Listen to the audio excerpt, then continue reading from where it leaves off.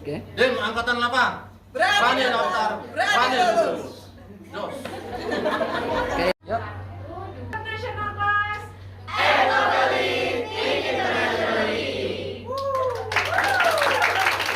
Might be next. And this is Russian propaganda. We have some news from different sources. I have a friend in Russia. I'm on WhatsApp with her. She's really devastated with this situation, but she's like stuck in Russia. She cannot move. So she tells me a lot that Poland is presented in very bad light in Russia on TV because we are so much against Russia and we support Ukraine so much. So they say Poland will be next. Nobody thought they would attack. The same situation is in Lithuania, Latvia, Estonia.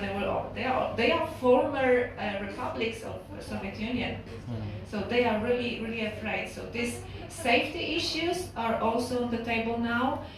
We are supported much by the United States. They bring a lot of armor and all these things and soldiers and make the borders stronger, protected. But cyber attacks are more and more visible, or trials. I have a colleague working in a big corporation and he's responsible for cyber safety, and he says that they see a lot of signs of this kind of trials from Russia part. So there are many issues related, and we are in really difficult position now in Poland. I hope we answered at least some part of your question. Okay, thank you so much. Yes, we will analyze and we learn a lot from this, but now we can expect anything. This food production like oil and wheat and corn was really important deliveries to Africa. And now because of war, because all these products, they were going by ships through Black Sea. Now Black Sea is involved in war to much extent. Some projects, like ideas, looking for solutions how to deliver all this food to countries that need them, and it might be through Poland, which creates some new things. I wouldn't say it is something positive, but as we talk about economic consequences, it's one of them. On the other hand, talking about refugees, they support our labor market, although they are mostly women, but still they will want to work. As economists, we remember this Phillips curve presenting inflation and unemployment, and the picture is exactly of this kind in Poland. We have high inflation and really low unemployment. So what we can expect is some social issues related to this big group being in our country, and what we can offer low status work with not so large salaries. So, Aldona, Aranka and me, we are the first time here, but it's not the beginning of our cooperation. A time ago, Dr. Małgorzata Szczepaniak was here in January 2019, and then your representative, Dr. Nural Varian, was visited us. So,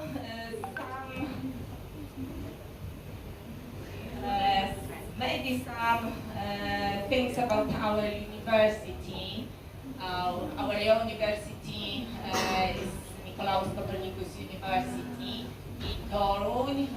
Our headquarters is in the center of Poland, in the center of Europe. So we are one of the biggest universities in Poland. We have 16 faculty. The headquarters is in Toruń, but one of the faculties, and Collegium Medicum, is located in the neighborhood of city. Also things that outside the office to this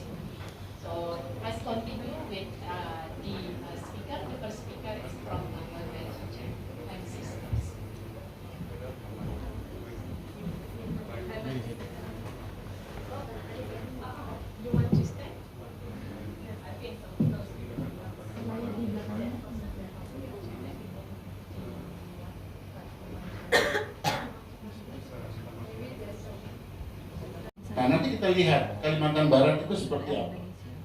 Kalau kita berbicara tentang pengelolaan perbatasan, pada saat ini kita masih berada pada ada dua isu besar. Yang pertama, kita membicarakan tentang pengelolaan batas wilayah, artinya teritori, garis terluar. Ya, kalau di dalam TNI mungkin garis demarkasi, gitu, garis pertahanan itu kedaulatan. Kemudian yang kedua, isu kedua adalah pengelolaan kawasan perbatasan. Bagaimana kita mengelola, membangun masyarakat yang ada di kawasan perbatasan. Nah, tentu saja di dalam pembangunan itu ada fokus. Mohon maaf karena waktunya 15 menit, saya lompat-lompat ya Bu Maria ya. Nanti kalau papernya nanti saya tinggalkan atau dalam bentuk soft copy ya bisa. Nah, di dalam pengelolaan perbatasan itu kita berbicara tentang pusat kegiatan wilayah, yaitu berada di kabupaten. Tadi saya katakan untuk Kalimantan Barat dari sepanjang 972 km, mungkin di sana kalau sudah ditampilkan ada petanya, itu ada 5 kabupaten, mulai dari Kabupaten Sambas, Kabupaten Bengkayang, Kabupaten Sanggau, Sintang, dan Kapuasulu. This slide presents our city. Our city is a very beautiful city. It is middle-sized city with very famous Gothic old town listed on the UNESCO World Cultural Heritage list. Okay, so my colleagues, because we haven't a lot of time, present the method. Okay, so thank you, Marlena, for introducing us and our university. Next slide, please. Okay, and when we want to tell you about how is the situation in Poland and what's around us, what's going on, but maybe first of all, we will also introduce the place and the geopolitical situation. We say that we are located in the Central Eastern Europe, where the center of Europe really is. Of course, each country would like to have this point on their territory. We have my picture in Ukraine, because in the mountains of Ukraine, and they have also the geographical center of Europe. But those centers are located because it matters who is measuring and what method is used, what points are the extreme points of Europe, Central Europe or Central and Eastern Europe, because we will tell you about this region. Next slide, please. Okay. So there are different definitions of this region, really. One of the definitions is from Organization for Economic Cooperation, and depending on the region, 70% even, so the region of Warsaw, the metropolitan region, is developing quicker, but there are also some regions that are not developing so fast.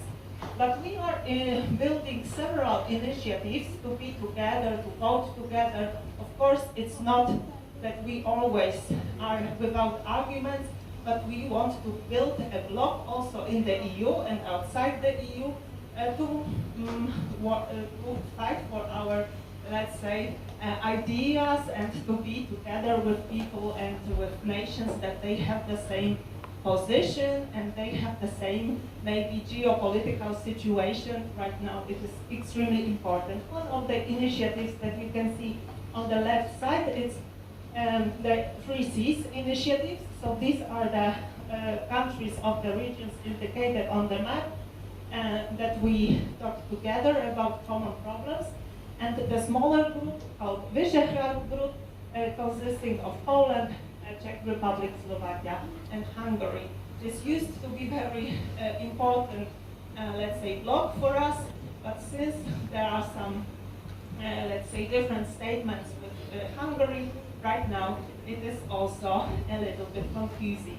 So to assist the companies, so we see a significant growth in public debt. I come from the Department of Economic Policy, so the topics connected with support of economic policy, social policy became extremely important. And of course, we have some economic problems depending on the branch and so on. But we have started to recover, and really some numbers already reached the numbers from the times before the pandemic. The next one, and of course, it is like this, that in times of turbulence, there are some people that make money, but the majority is getting poorer because this is the crisis time. So here again, the sentence that, the statement that is given by the Nobel Prize winner, Joseph Stiglitz, those at the top are enriched at the direct expense of those at the bottom, is probably always true in the time of crisis. But right now we have 2022, and another economic shock appears, because in February the invasion of Russia on Ukraine started, so it changed our situation a lot. The topic, I think, is actual for all of us, because even if you are so far away, 3 planes at least from Tonkianak, you will feel it. You will feel the consequences of the crisis. About the background and the consequences of the war in the Ukraine, I will ask Aldona to tell you. Thank you. Your paper. Very important these days for us in Poland, and because this, I would say, conference, not lecture, because we have so interesting, distinguished guest lecturers here. It's about border issues, some problems related to safety, but also economic consequences. We would like to share with you our perspective on this awful war.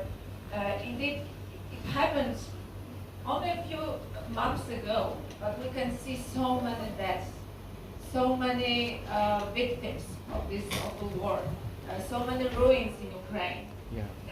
We were wondering how it is presented here, because as Dr. Aranka said, it seems so far away. We remember, for example, when the war in Syria happened. It was also quite far away for us. So we knew a little, not much, but because Ukraine is our neighbor, they are our brothers.